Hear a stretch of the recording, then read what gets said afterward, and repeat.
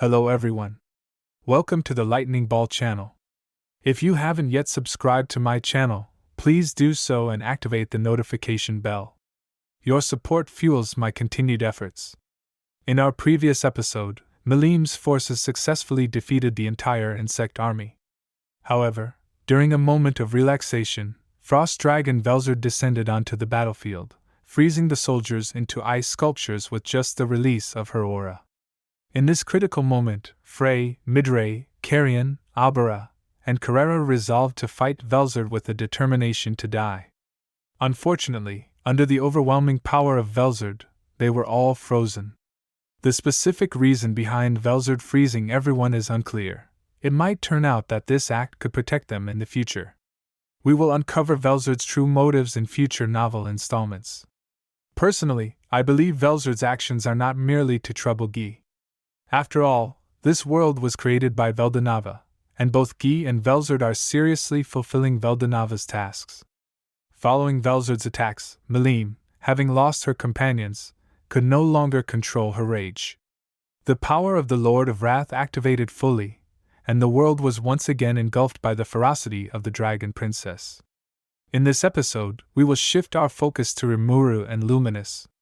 We will delve further into Luminus' backstory, especially why she had to kill her creator, Twilight Valentine.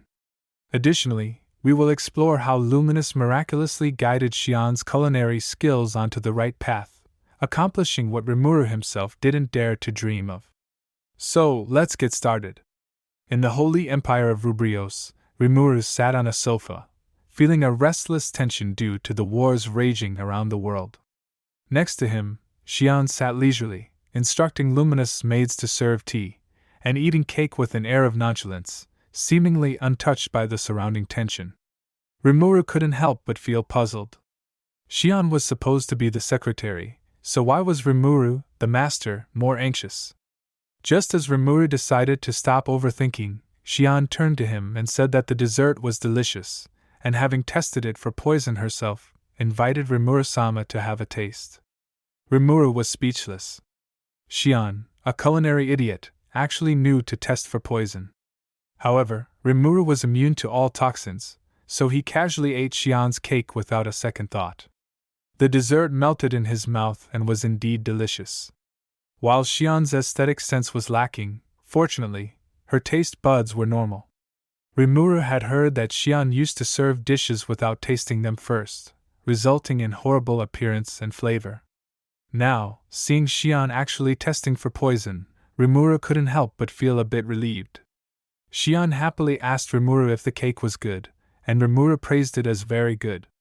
Hearing this, Shion suddenly broke into a wide smile and said something that shocked Rimuru. Shion expressed her confidence this time, saying that making Rimuru-sama happy was the most important thing. Rimuru paused, looking at Shion's smile, then at the dessert in his hand. He couldn't believe it. Could it be that Shion made this cake? Shion nodded confidently. Rimuru still couldn't believe his eyes, shocked, asking if Shion had used her unique skill, the chef, to alter its appearance and taste. Shion confidently stated that she had not used any magic skills and had made it by hand. Rimuru was deeply shocked, wondering if the change in environment had such an effect. In the Monster Federation, no matter how many times Shuna and Benimaru tried, they couldn't improve Shion's terrible cooking, but here it had suddenly become perfect. Just as Rimuru was feeling puzzled, Luminous walked into the reception room, muttering, and said that she had spent quite some effort on Shion. Luminous then sat unceremoniously on the sofa and began to criticize Rimuru and Shion. She said that when Shion confidently claimed she could cook, Luminous had trusted her and prepared a kitchen for her. However, the result was a plate of something novel and bizarre-looking that could hardly be called food. Seeing Luminous' somewhat indignant expression, Rimuru also grew serious. Luminous continued, stating that while Shion's dish had a terrible texture, its flavor was surprisingly good, making Luminous suspect it was a prank. What was worse was that some people in Rubrios found Shion's cooking intriguing, and even wanted to replicate it. Worried that Shion's awful aesthetics and culinary skills would influence the nation's food culture, Luminous intervened immediately. Luminus grew increasingly angry as she spoke, while Rimuru, with his head lowered, had no response, intending to deflect the blame. Rimuru admitted that Luminus was indeed impressive for managing to correct Shion, something he had long given up on.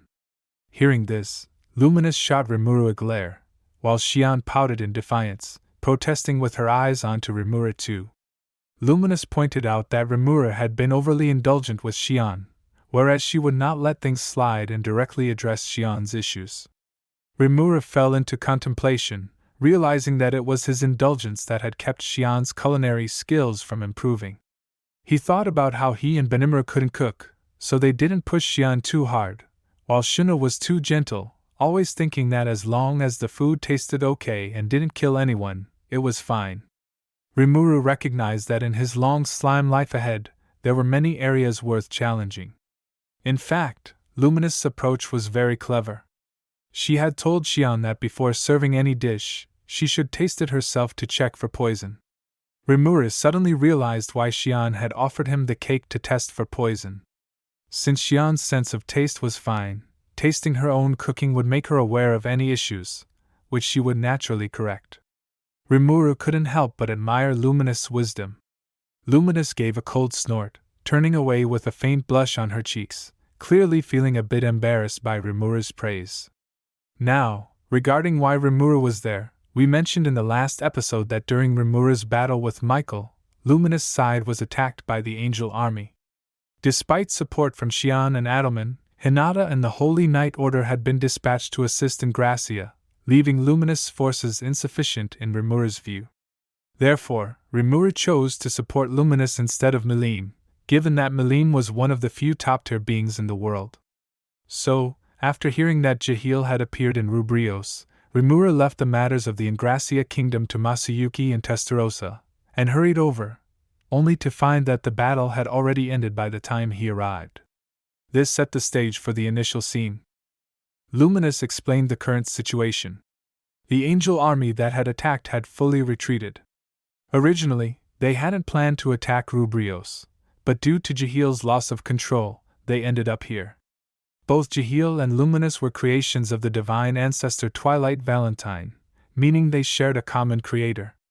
Twilight Valentine, following Veldanava's will, had created many intelligent life forms, and these beings' progenitors were his most talented disciples. The first was Jahil, the progenitor of the high humans, and the second was Luminous, the progenitor of the vampires. Additionally, there were other progenitors like Sylvia, the high elf, and Gurin Dwargo, the high dwarf. Each established their own nations, and while Luminous and Sylvia maintained a hidden friendship, only Jahil, Luminous, and Sylvia were known to still be alive. The others had either reached the end of their lifespans or had lost contact. Yes, these progenitors were not all long-lived. It should be noted that Jahil and Luminous were created by Twilight utilizing his own characteristics. As for Sylvia and the other progenitors, they were created by having elementals inhabit bodies cultivated from Twilight Valentine's cells. Although Luminous disliked admitting it, she was almost a replica of Twilight Valentine. Strictly speaking, Luminous was not a vampire but the progenitor of high bloods born from Twilight Valentine's blood. Jahil was created within Twilight Valentine's body. Therefore, Jahil did not inherit Twilight's ability to absorb others' powers, but he was nearly an immortal being. Twilight Valentine did not need food but sustained himself by absorbing others' life forces, with no other significant weaknesses. Therefore, when creating new species, Twilight designed them based on himself, resulting in the high humans for the daytime and vampires for the nighttime. High humans were at the top of the food chain, different from current humans with high physical strength and resistance to magicule, and were very long-lived, typically surviving hundreds to thousands of years. However, they still had a finite lifespan, which led Jahil to devise a method to extend his life indefinitely through the secret art of spiritualization. The body is composed of the material body, spiritual body, and astral body. Jahil's method involved converting the material body into a spirit form while maintaining the spiritual body and astral body. Unlike the great mage Gadra's mystery art reincarnation and Raisin's secret art possession, Jahil's method allowed him to become a spiritual life form. This meant he could retain all the knowledge and skills he acquired, with the only requirement being a host body, which he could obtain from his high human descendants. This secret art was nearly perfect. However, perhaps due to Jahil's excessive pride, he made a grave mistake. According to Luminus, while Jahil was fully engrossed in his magical research, his subordinates began fighting for power, leading to the fragmentation of the nation. This ultimately resulted in the summoning of primordial red Gi and the destruction of their country.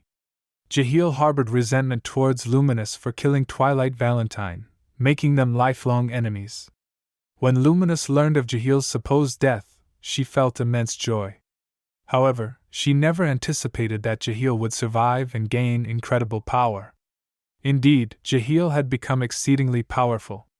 Jahil's own existence points had reached 14 million, and with the addition of the mythical spear origin blood granted by Twilight Valentine, which contributed an additional 10 million existence points, his total reached 24 million. In previous battles, Jahil had completely overpowered Rimuru. Shion was visibly shocked, finding it hard to believe that Rimuru could be defeated. However, Rimuru clarified that Rimuru had not actually lost, as Rimuru believed that unless someone was dead, they hadn't truly lost. Nonetheless, Rimuru had struggled immensely and was merely buying time. If the battle had continued, Rimuru believed Rimuru would have inevitably lost. Jahil's strength was formidable. Shion pondered for a moment, and then remarked that if Luminus had managed to repel Jahil, it indicated that Luminus Sama's strength must surpass Benimuru's. Shion's comment hit the nail on the head of Rimuru's curiosity. Rimuru had always considered Luminus and Benimuru to be of comparable strength, which was why he had rushed over upon hearing of Jahil's appearance. Now, seeing the current relaxed situation, Rimuru was eager to learn how Luminus had managed to drive Jahil away. Luminus sipped her tea calmly, remarking nonchalantly that she had experience with an evil dragon destroying her city. Rimuru felt a jolt of anxiety at these words, sensing a bad premonition. Luminus continued, explaining that when she was building her city, the first thing she considered was safety. Rimuru nodded nervously, fearing that Luminus might start blaming him due to the mention of Eldora. Luminus shot Rimuru a cold glance and then, somewhat annoyed, mentioned that to resist the evil dragon, she had set up several layers of barriers within the city. This time, these barriers had functioned effectively. Rimuru had indeed noticed the multiple layers of barriers in the city, but he had thought they were just ordinary barriers. Jahil possessed power far exceeding Benimuru's and also had an ultimate skill. Although not as powerful as Veldora, ordinary barriers wouldn't be sufficient to resist him. Seeing Rimuru's confusion, Luminus sneered, explaining that Rubrios was her territory, a kingdom she had managed for thousands of years. As long as she had countless believers as a source of power, repelling Jahil was an easy task. Luminous' confidence left Rimuru puzzled. Was it really that simple?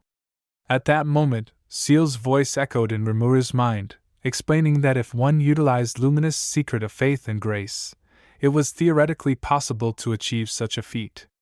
Rimuru was astonished, realizing that Luminous had turned magical theory into reality through her dedicated research. Seal continued, stating that this was not an accomplishment that could be achieved by one person alone. It required a deep understanding of the believers' hearts and mutual comprehension between them and the deity, something that could not be achieved overnight. Seal asked if Rimuru wanted to try it as well. However, Rimuru acknowledged that this was not something he could accomplish alone. It required the cooperation of the believers. Given the ongoing war, there wasn't any extra time to research such a skill, so postponing it was the best option. Seal understood this and agreed. Next topic was about Dagruel's betrayal. Rimuru noted that Dagruel seemed like a completely different person now, exuding an ominous aura. He was leading the giant army towards Rubrios and would arrive soon. However, Luminous remained calm. She mentioned that she and Dagruel didn't get along well, partly because Dagruel was a close friend of Twilight Valentine. Rimuru was once again taken aback. How did this relate to Twilight Valentine again? Luminous, unbothered, stated that this was something from a long time ago, back when Dagruel was known as the Wicked God. She said she wasn't surprised that Dagruel would attack her. Although Luminus spoke casually, Rimuru understood that Dagruel was truly formidable, and he might even find himself in a tough battle. At that moment, Seal disdainfully remarked that Dagruel couldn't possibly defeat Rimuru-sama. Rimuru responded that he didn't want to be the fool who lost because he underestimated his opponent, so he had to consider Dagruel as a formidable adversary. Although Seal was unhappy, she accepted Rimuru's reasoning. Returning to the main topic, if Dagruel successfully captured Rubrios, the western countries would quickly fall. However, according to predictions, it would take at least 4 days for Dagruel's army to arrive, even with non-stop marching. They needed to use this time to prepare thoroughly. Next was the comparison of forces. Firstly, one of Luminous' main forces, Hinata, and her Holy Knight Order, were still in the Ingracia Kingdom handling security work at the conference. It would take them a few days to return, making it uncertain if they would arrive before the decisive battle. Luminous' army was commanded by the vampire Lewis, who had the 7 great nobles under his command as a significant force. It's worth mentioning that Lewis was also created by Twilight Valentine and had caused considerable damage before Luminous subdued and recruited him. Additionally, there was Luminous' butler, Gunther, who was also one of Twilight's creations, akin to Luminous' brother. In terms of troops, without the Holy Knight Order, Luminous' army only had about 400 A-level ranked warriors in the Bloody Knights, whereas Dagruel's giant army had nearly 1,000 A-level ranked warriors, putting Luminous at a significant disadvantage in terms of military strength.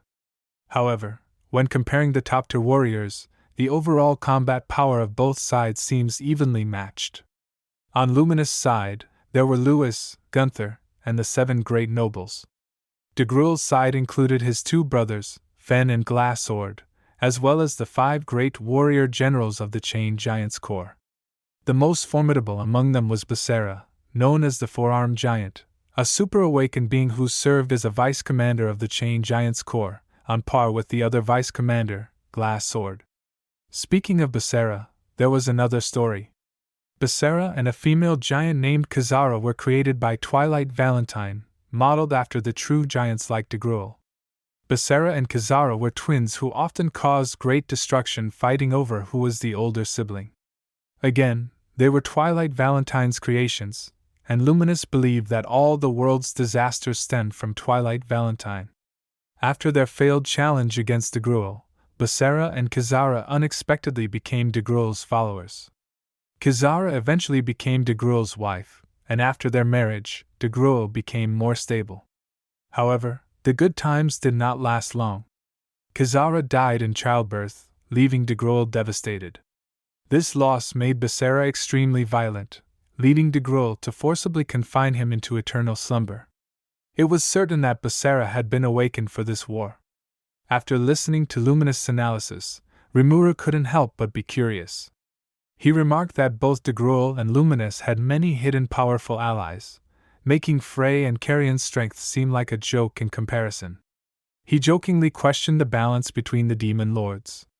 Luminous shot Rimuru a glare and explained that both she and Dagruel had been alive for tens of thousands of years, and also had been demon lords for a very long time. They had prepared for a long time, hence their formidable strength. On the other hand, Carrion and Frey, as relatively new demon lords, were still quite powerful and had done well for themselves.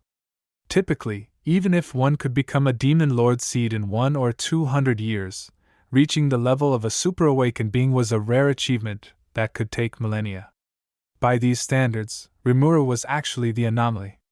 Luminous could sense that Rimuru had many super-awakened beings under his command and straightforwardly asked how he had managed to gather such a terrifying force in such a short time.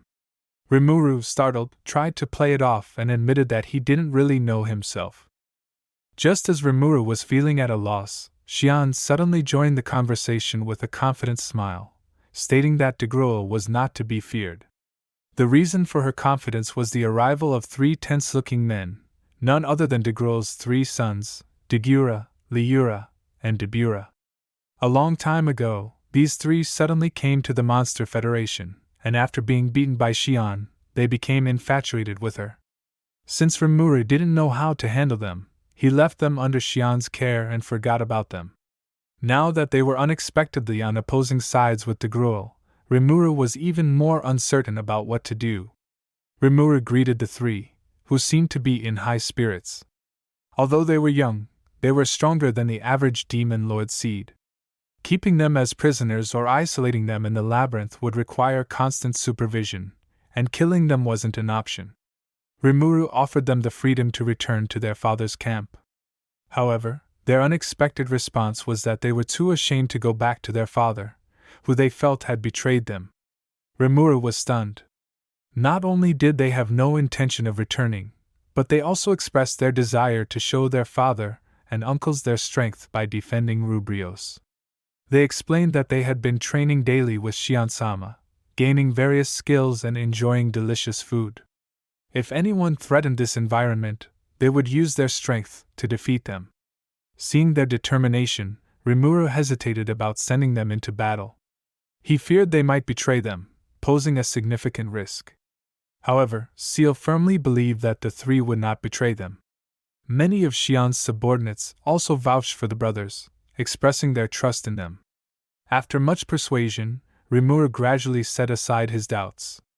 Luminus joined the discussion, admitting that she had initially doubted Dagruel's sons but ultimately chose to trust them.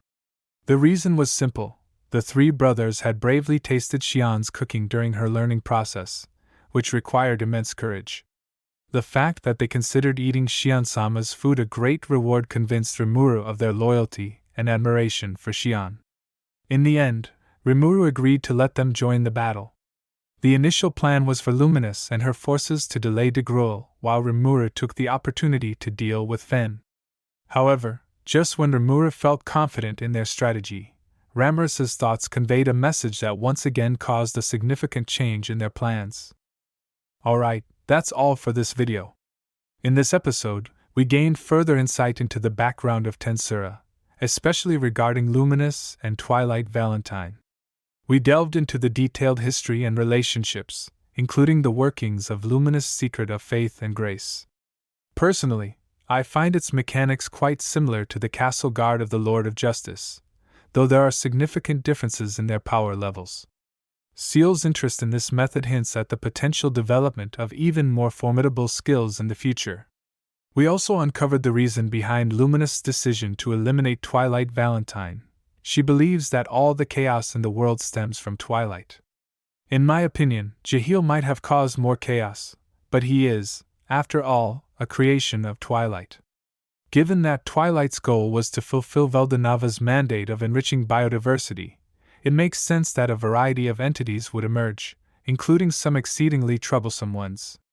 It's worth noting that the novel provides more detailed explanations on this subject, so I recommend reading the original work for a deeper understanding. In our next episode, Rimuru's plans will once again be disrupted by news of Malim's rampage. In a hurry, Rimuru will seek to contact Guy to face the crisis together. However, it seems that Guy might not be willing to cooperate. In this situation, Primordial Blue Rain will showcase her abilities. Rimuru and Rain's private dealings will also come to light. The next episode will be equally exciting. If you enjoyed this video, please like, comment, and subscribe. Your support is greatly appreciated. See you in the next one.